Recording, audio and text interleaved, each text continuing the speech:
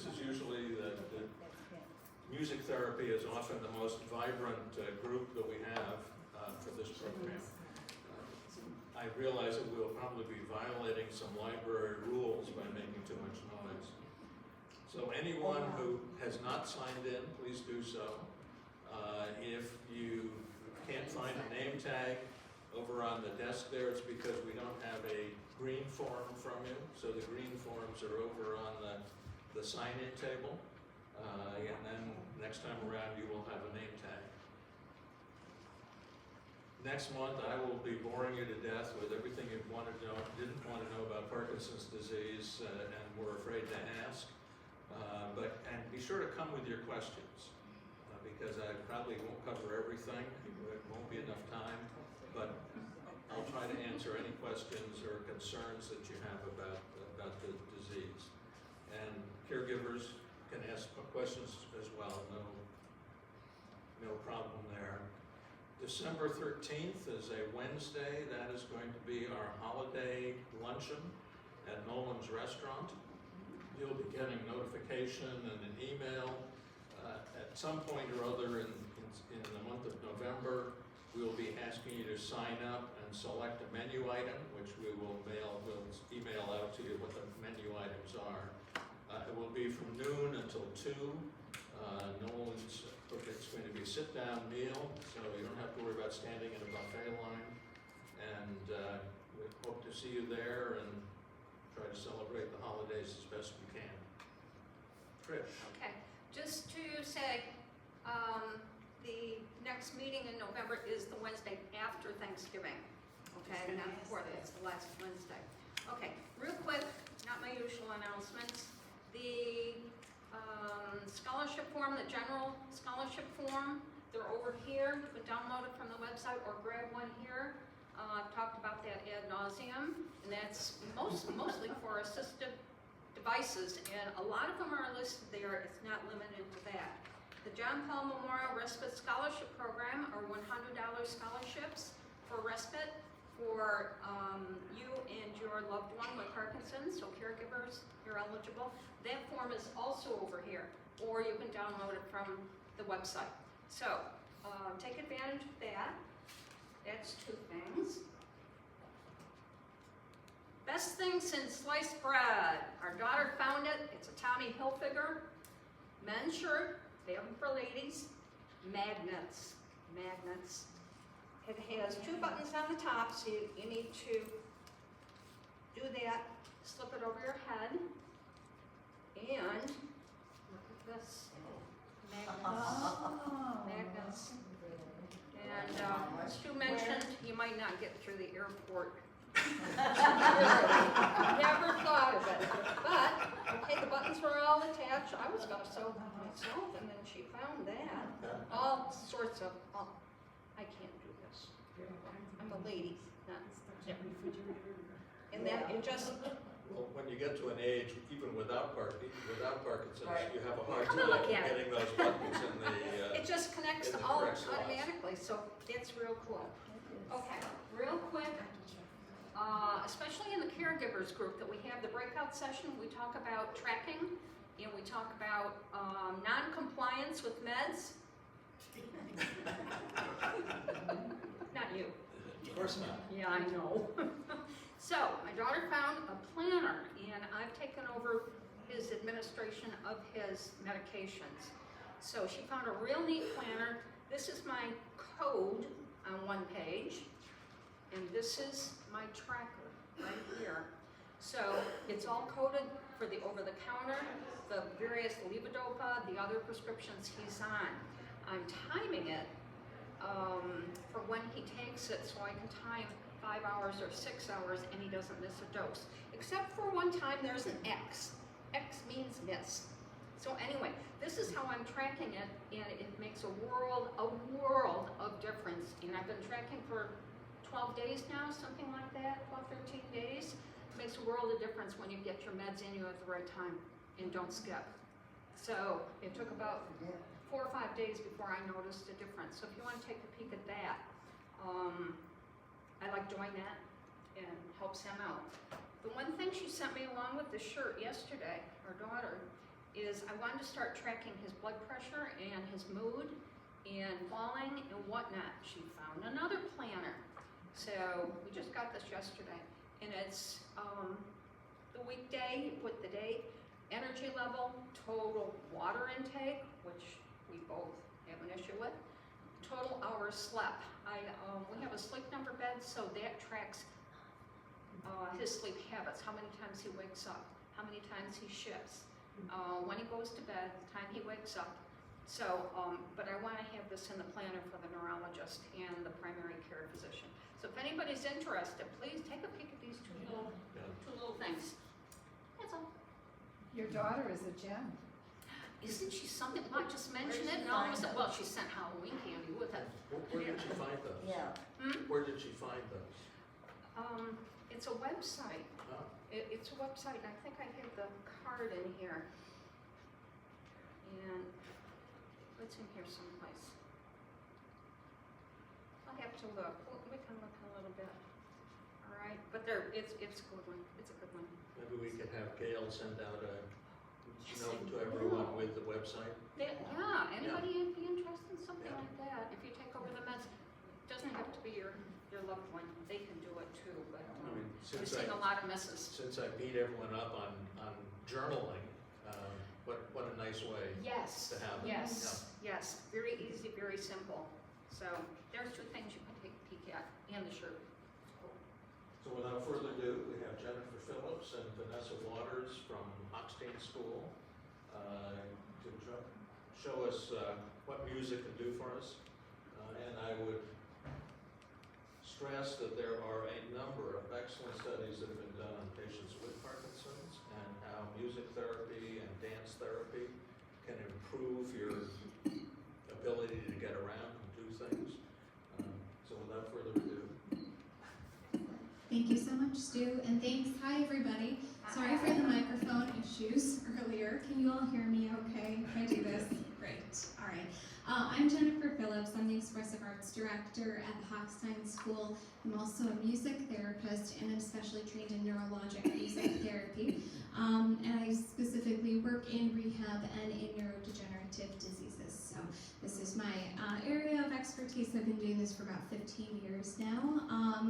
And I've worked in every setting from, being at Hochstein to rehab facilities to private residences, and have worked with a variety of other specialties, mostly physical therapy and some speech, but across the board, other therapists as well. Vanessa, you want to do a quick introduction too? I brought Vanessa with me. I've seen all of you just a couple of times now. I think this is maybe my third or fourth year here, and I have Vanessa who is going to talk a little bit about Dance for Parkinson's, and I'll let her give a little bit of her background too, and then we'll get going. Thank you, Jennifer. I came here to Rochester about 5 years ago, and when I first came here, I started studying dance movement therapy, which is different than working with Parkinson's, but it's related. And then I started teaching dance at Hochstein, and I had the privilege, or have had the privilege, of working with some clients at Hochstein, from children to adults that need special adaptive lessons. So I very much have enjoyed all of this.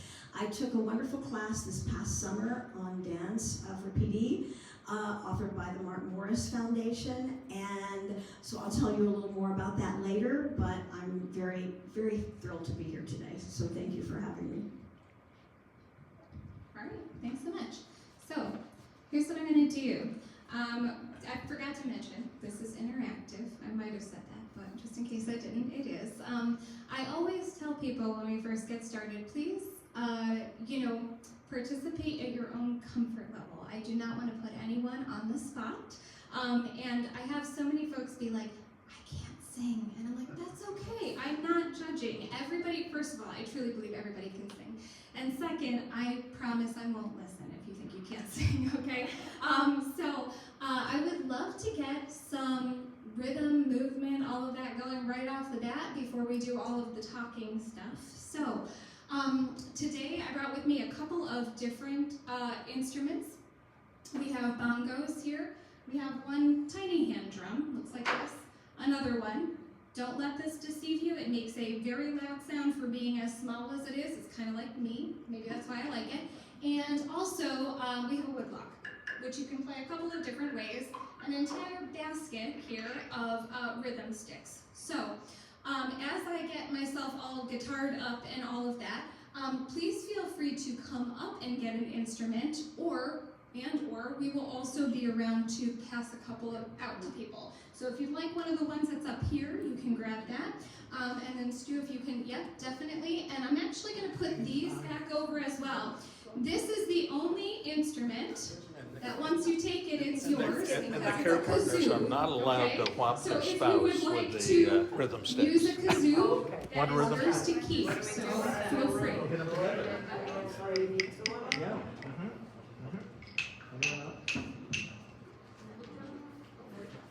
Part of the therapy is laughing at yourself.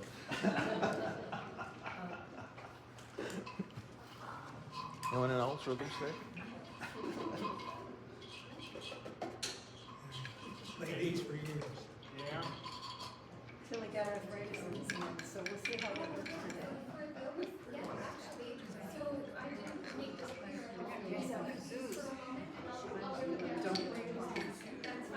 So I should have mentioned.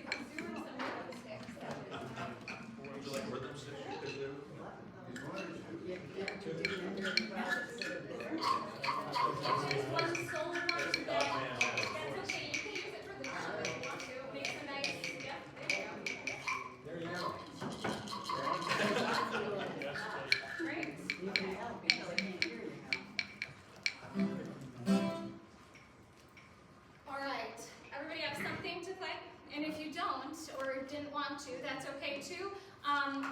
So I have to tell you, I have this concert coming up. I sing by trade too, and I have a recital coming up, and one of our pieces has body percussion. Let me tell you, getting all of the things moving together is quite challenging. However, we can keep it simple. You could do easy body percussion just by tapping. I cannot snap to save my life, but if you can, go for it. Clap, whatever. Do something to keep this beat in your body. Okay. Vanessa, can you change the slide halfway through? I just realized I'm not going to be able to do that. Thanks.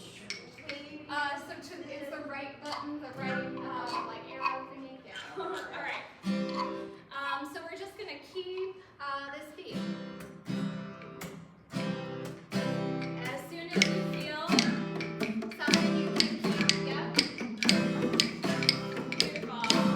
Love those who are going in between the beats. Excellent. Nice.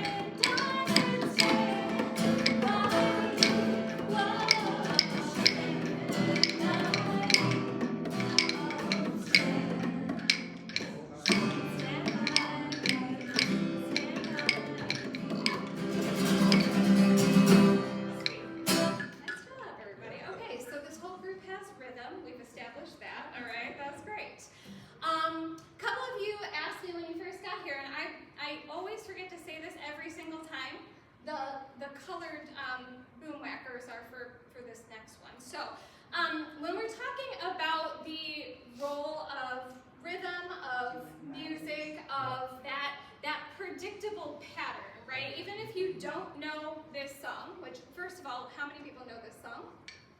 Great, okay, most of you, great. Even if you didn't, the pattern of the chords, the pattern of the rhythm, even the pattern of the chorus, where that comes in, becomes something that you get used to over time. We tend to not be really too terribly inventive when it comes to using different chords, especially in pop songs, and I'm talking really from the maybe a little bit more interesting in the 20s and 30s, but from the 40s on, we're working with about 5 chords, and that's about it. So when we think about the way that our brains work with Western music and pop music and all of the kinds of music that we are very well accustomed to, they tend to follow these predictable patterns, which is really nice for our brains. So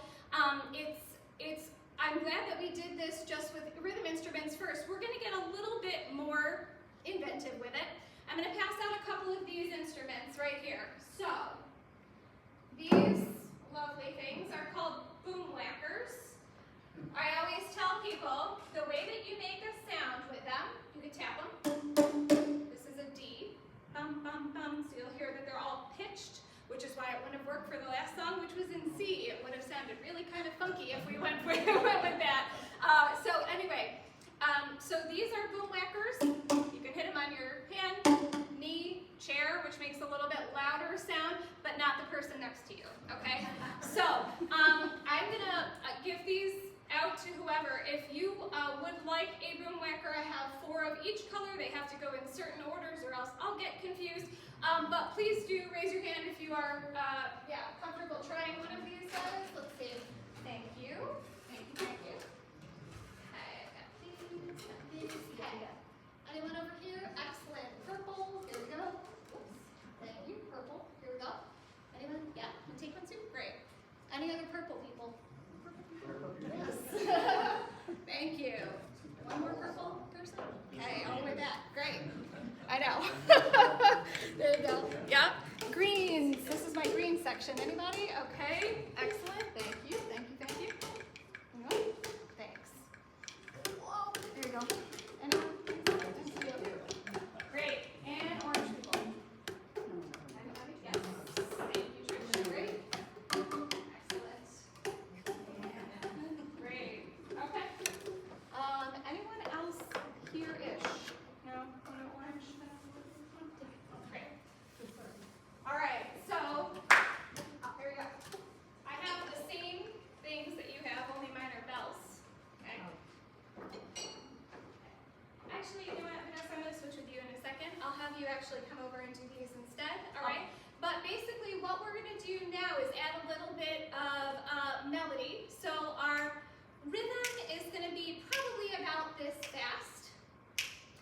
So we have, and normally we count to 4. This is why I'm a musician. I'm terrible at math, but I can count to 4 and 8, and that's basically all I need to do. So we're going to keep this steady rhythm, and it's going to be in a very predictable pattern. So we'll have orange, orange, green, green, orange, orange, purple, purple. If you are holding a purple boom whacker, you're only playing when it's purple. If you have green, you're only playing when it's green. Orange folks, you have double duty because you happen twice within the pattern instead of just once. So let's give that a try. I will call out the colors while we do this, okay? So we're gonna go, here we go. We have orange, orange, green, green, orange, orange, purple, purple. You guys are awesome. Keep going, sorry. Green, green, there we go. Orange, orange, and purple, purple. Okay, you're naturals, that was it. Perfect, you're done, you can go. No, I'm just kidding. That was great, thank you very much. Can you do this instead? Awesome, thanks. Okay, so we're gonna transfer this a little bit. Your pattern never changes. This is why I like this song a good deal. Oops, I'm going backwards because I'm holding it upside down. Here we go. Pattern never ever changes. So it'll be that same thing that we just did. So you'll have your orange folks, orange, and then green, green, back to orange, orange, and purple, purple. So not only are we patterning, yes, thank you. For those of you who have basic rhythm instruments, play those too, please. Yes.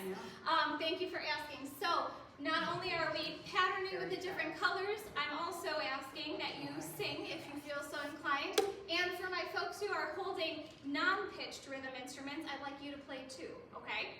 So let's just start just like that. I'm going to bring in the guitar, but you guys are the stars, so we'll start there first, okay? So we're going to go like this, starting with orange, orange, green, green, great, orange, orange, and purple, purple, good, orange, orange, green, green, excellent, orange, orange, purple, purple, yeah, keep going.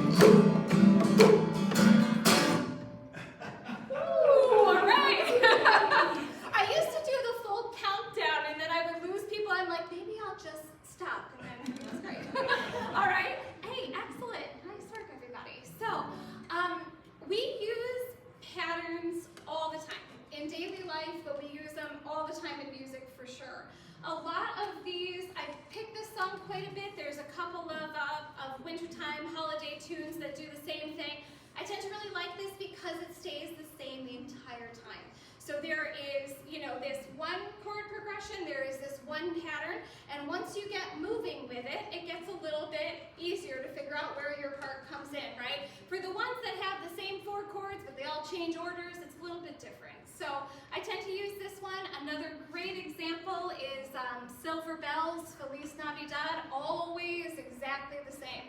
And so once you have those patterns in your mind, you can make music just using that. I use chord charts, I call them like this, quite a bunch for a lot of different groups, from very young all the way up. I personally have been a musician for 30 plus years, and I don't read music very well at all. So my music all looks like this too, because that's most helpful for me. So anything with colors, patterns, it all works together, all right? If you have an instrument, please put it either on the seat next to you or even underneath your seat. If we have time, we'll come back to it in just a bit, all right? But I'd like to get through this, and I want you to have a chance to. Do you remind me, like 10 up, is that? Or by 2. Okay, or by 2, okay, great, thanks. Microphone down, here we go, all right. I meant to say too, we do have a basket of kazoos up here. For those of you who do not know how to play kazoo, you can put your mouth on either end, it really doesn't matter, works the same way. A lot of people blow it won't make any sound if you do that. So you have to make an ooh sound. It gets your lips to close around the kazoo. When I'm teaching children to do it, I said make a sound like a monkey, go ooh, ooh, and then it'll come through the kazoo. So anyway, when we go back and do more music, which I hope we'll have some time for, feel free to take and then keep your kazoo. All right, so I started this explaining that I'm a music therapist. I was trained mostly in medical and rehabilitative music therapy, but music therapy is a very broad field. It started after World War II, specifically working with soldiers with PTSD. And so we started in that medical realm and have since done, we are research-based practice, published in a whole bunch of medical journals, and we work as part of a collaborative care team in a lot of different hospitals, including right here at Strong. We have a huge music therapy team there. They used to be just in pediatrics, and now they're also over in rehab and in the cancer center. So the research behind music and its effects on well-being, on rehab and positive outcomes, on breath. I worked on a study before using music to help folks who are weaning off of ventilation, so off breathing. I work a lot with speech, and so I actually really like kazoos for that because we do some oral motor exercises for folks who who struggle with speech production, apraxia, and aphasia. And so we're music therapists are all over the place. And I also work in early intervention with the teeny tiny ones, birth to 3, who have been diagnosed with a disability. So I kind of tend to do, I kind of do the whole spectrum, but I love what I do because I get to make music every day, which is awesome. So when we say that music therapy is goal-based, it absolutely is. It is the goals that the patient, client, person is working towards. We really subscribe to person-centered care across the board, both in our approach to teaching people at Hochstein, and also just in our approach in this field in general. The person is, and the whole person is the most important thing to consider. We can see goals and objectives all day, but if that's something that is not working for the person, then it's not going to be effective to work towards that. So as much as we can, we work towards the goals that they have already set for themselves. It's just a different way of doing it. So I work a significant amount in stroke rehabilitation, specifically with speech. That tends to be what we are doing more often there than anything else. And I'm working with folks with expressive aphasia who might not have any real functional speech, and yet they can sing. So we work on figuring out how to get that, and they can sing words, just can't speak words, because music and language are created on different sides of the brain. So we work to get that speech back using music. Through a couple of different techniques, the oral motor exercises for sure, vocal and melodic intonation therapy, and things like that, which I'll show you in just a moment. So using music, rhythm, all of that to work on the same goals, just targeting them in very different ways. And like I said, I work interprofessional collaboration a lot with speech, OT, PT, and neurology. And once we have everybody working together, the results are generally a whole lot better because we're all using our own expertise to target those areas. So I always ask this question, who in this room has ever played an instrument? And yes, the kazoo that you just picked up counts. So how many of you have played an instrument? Excellent. Anyone want to tell me what instruments you've played before? Piano, great. Percussion. Percussion, excellent. I was an instrumental music teacher, so all of them. Everything. That is wonderful. My son just started taking trumpet. I was a strings player. I cannot make a sound out of a brass instrument, so I give you a lot of credit. All right, who else? Anybody else? Clarinet, excellent. Saxophone, great. Auto harp. Hey, that's one you don't hear a lot, but I like that. That was what I played before I ever knew how to play guitar, and to be honest with you, I still miss it because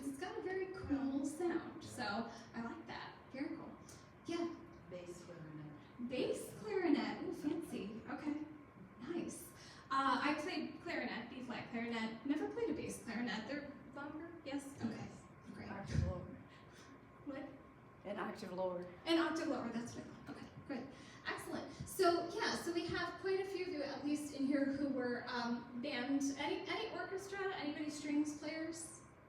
Okay, so band musicians, and obviously singers, because even though I tell you I'm not judging, and I was actually listening, and you're all quite good, so congratulations. So we use music a lot of different ways in our lives. I am a notoriously disorganized person, so when it comes to cleaning, I have to have something going on in the background in order to get that motivation to go and do all the things, especially washing dishes. Cannot stand it. So I'm the one blasting the music in my kitchen, dancing around like a fool, but you know what, it gets done. So we use and use music and kind of weave it through our days in very different ways. I tend to sing a whole bunch, whether I'm happy, sad, in the middle, it doesn't matter, I'm usually singing. So, you know, finding the ways that music works for you in your life, it's a great thing just to think about, because that kind of boosts us up. When we as music therapists go and meet people, we ask them first, what's your music preference? You know, what do you like to listen to? And we work with that, you know, more than anything else. It's not this prescribed thing that we absolutely have to do. It's how do we take the things that are already interesting to you and work within that realm to help get you to whatever those goals might be that you have.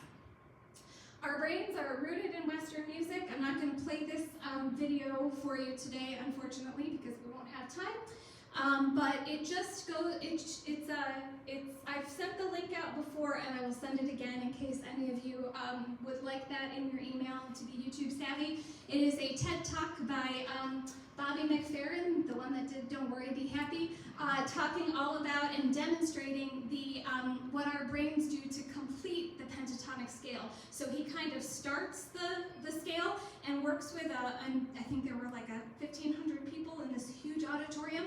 None of them were musicians, and they were able to sing up the pentatonic scale even, you know, when he stopped teaching. So being able to see what our brains naturally do, because we have been, you know, exposed to music for years and years already, is, you know, is a great and really powerful tool that a lot of us as music and movement folks really use to our advantage.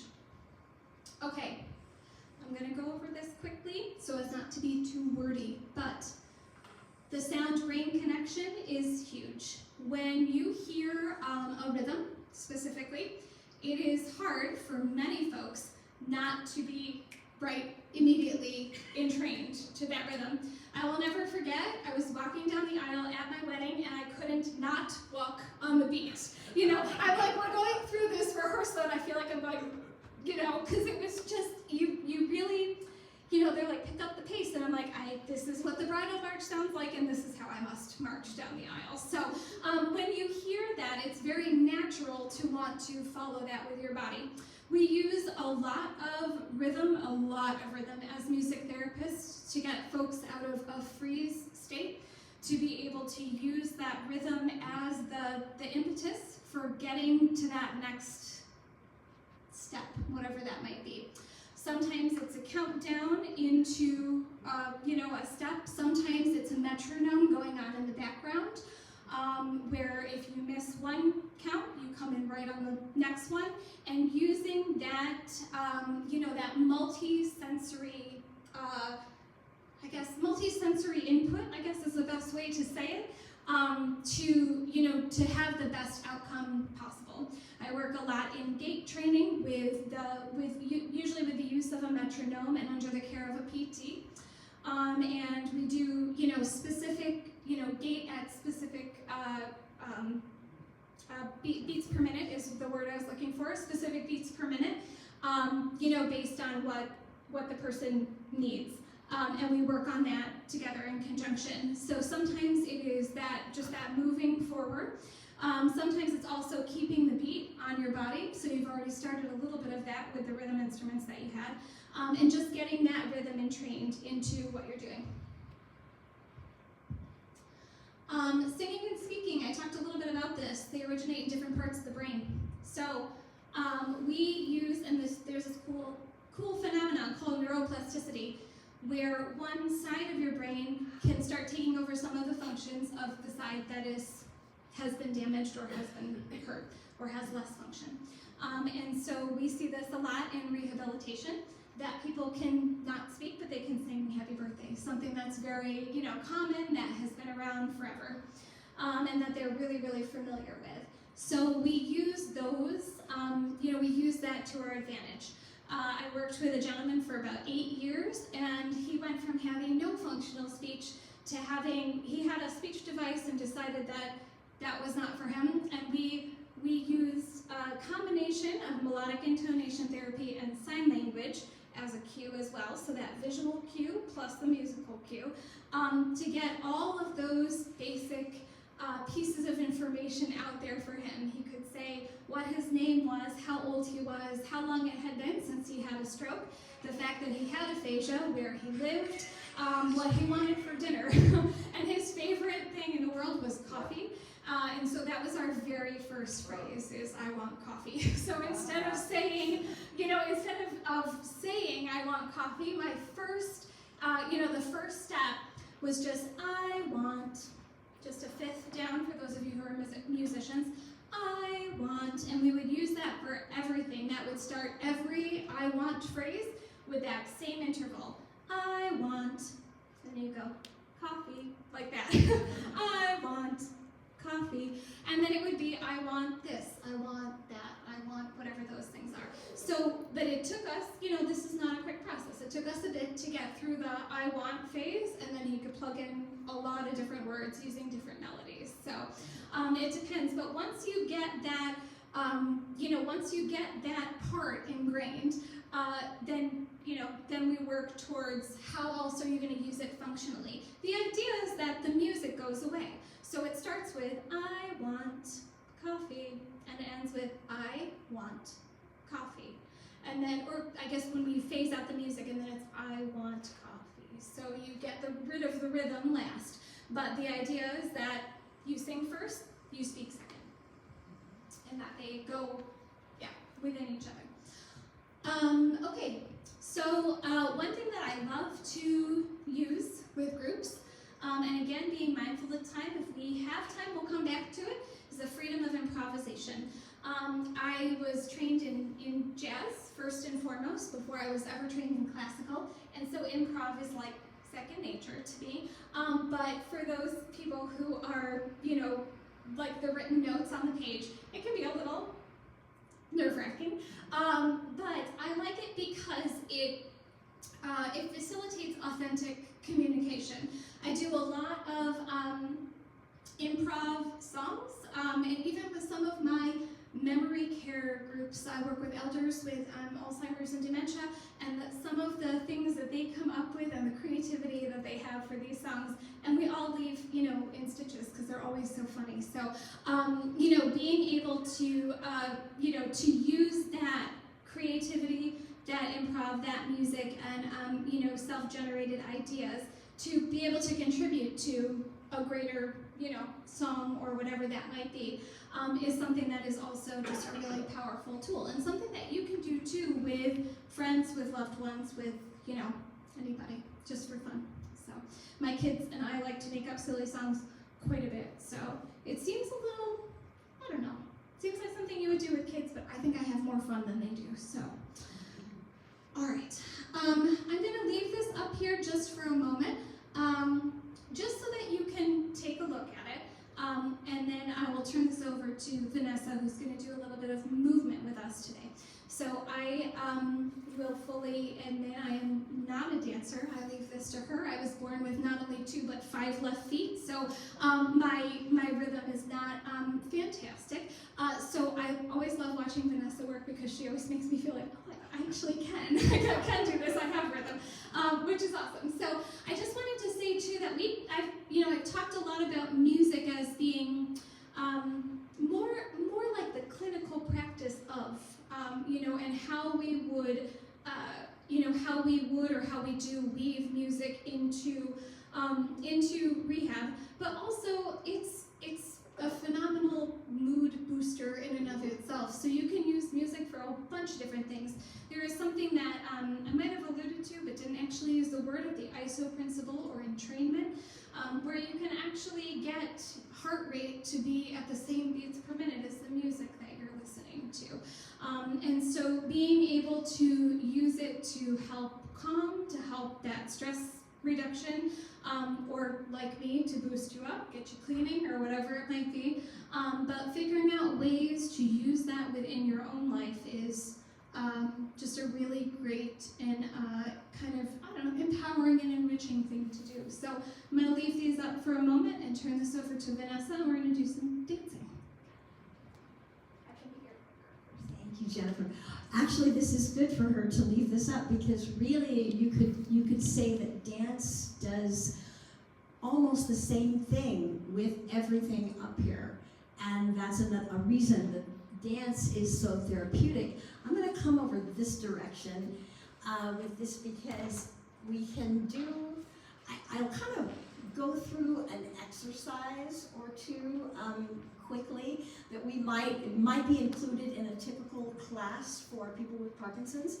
We always start sitting, then there's always the option to stand if you feel comfortable and you want to. Today we'll just kind of take it with one thing and see what happens, but I do want to recommend a film to you that's on YouTube. It's a documentary, it's from the Mark Morris Foundation, and it was made about 10 years ago, I think, but it documents a class of people with Parkinson's and some of their caregivers who performed. They did a performance. They had a whole performance with ensembles and duets and everything, and it's really fabulous. It's called Capturing Grace, and if you go on YouTube, you can look for it. You can Google it, and it should come up right away. But it's a wonderful, wonderful film. I'll send out the link too, so that you can distribute. Yep. So I all of these will be in email. Yeah. Yeah, I didn't put it in this. I didn't think about it, but it is now. I will test this in a second and see if it works. Hopefully it will work. But normally, when we have a class, let me just, I can't do that. You've got that. Oh, you want me to? Maybe I can, oh, there it is, yeah. There we go. Well, I'll just skip to the part where I talk about the 4 realms. You have physical, social, the cognitive, and mind-body connection, and then the expressive and emotional. And all of these are like, 4 circles that kind of come together in the middle, and that gives you your total product. The goal is to make dance collaborative and engage your creativity and your energy. So there's specific steps during the class that I think we can kind of just jump over and just go into it. But basically, I have a theme today of autumn that I have. So I've got some music here, and like I said, we'll start seated, and we may even stay that way. Oh, this is not the right one. Hold on. I think my thumb was on it. This is a great song. But it wasn't what I was going to use. There we go. Now, let's see, is that a pretty good volume? Or is, yeah, okay, great. Okay, I'm going to put this down. I think you can hear me. So let's just start. Take a few breaths. Doesn't have to be in the tempo of the music. Just natural breaths. Take a breath in. Another body to go. Might have to turn it down. Do you ever wonder if the stars shine? How's that? That better?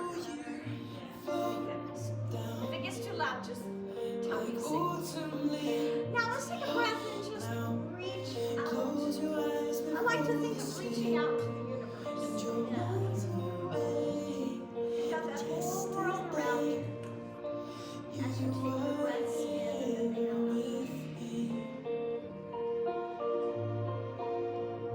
Good. And then one more time and let your arms float as high as you possibly can. Another tear, another cry, another place for us This to song die. is about Not falling. complicated.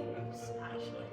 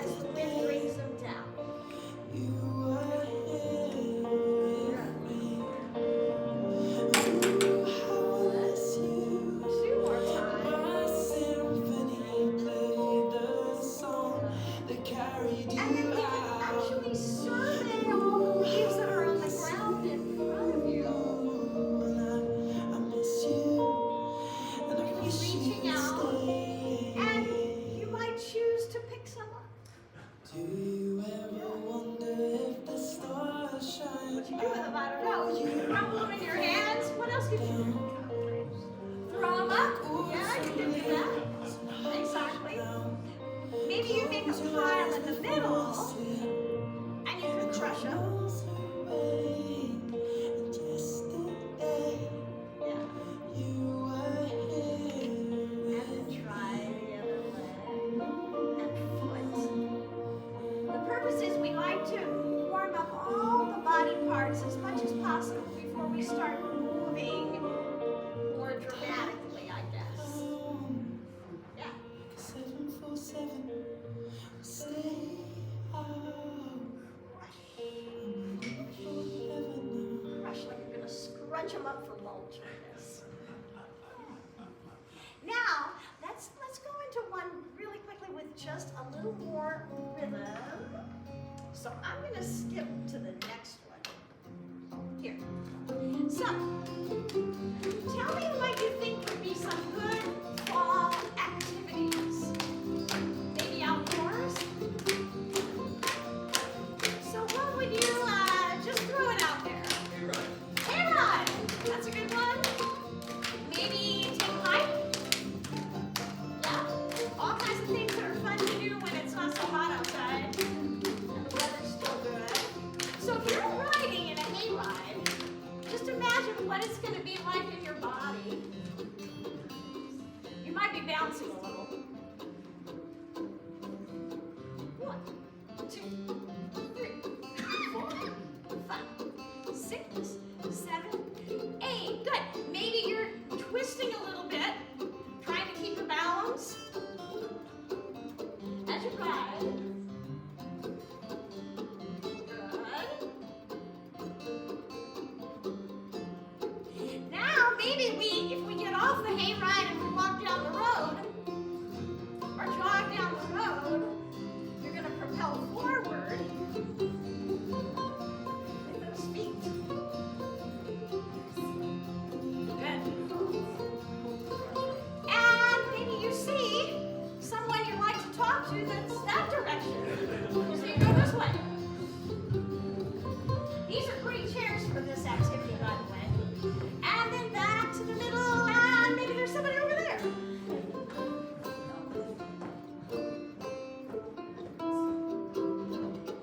And I'm jumping, but so I'm doing that. Back to the middle.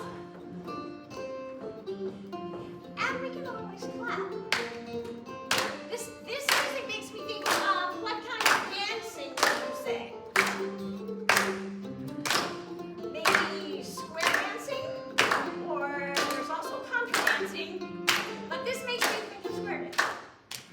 There we go. All right, well, thank you. I will turn it back over to Jennifer, but because I know our time is short. But there is so much that can help your mind through the use of dance, just as well as music. And I always think music and dance go hand in hand, they really do. But there is also in this movie, if you watch it, you will see there's a lady who talks about, she said, some days I feel like I can't walk across my kitchen, but she said, if I think of dancing, yes, if I dance across the floor, I can do it. So, anyway. Thank you.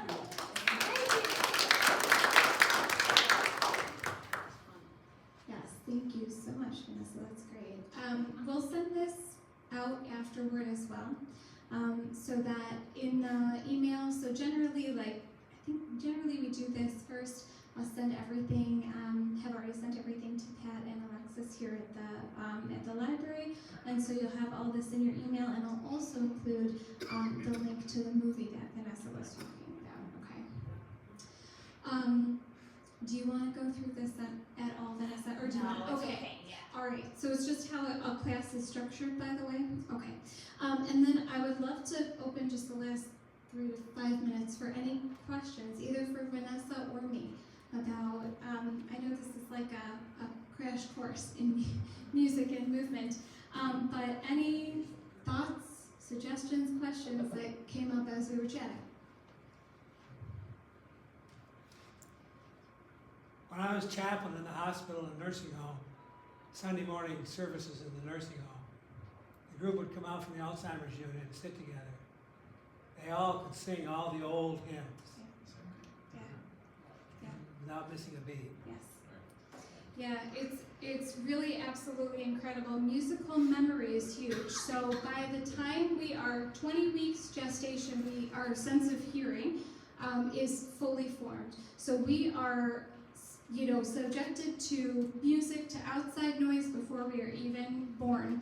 And that is it's our first sense to fully develop, and it's our sense that tends to be the most useful, I think, for us as young children, and the one that is really the most used. If you can remember, certain instances, I'll ask people, some of the folks in my Alzheimer's wing, what's your first memory of music? They can tell me, I was 2 or 3, and my mom played the piano, or whatever it might have been.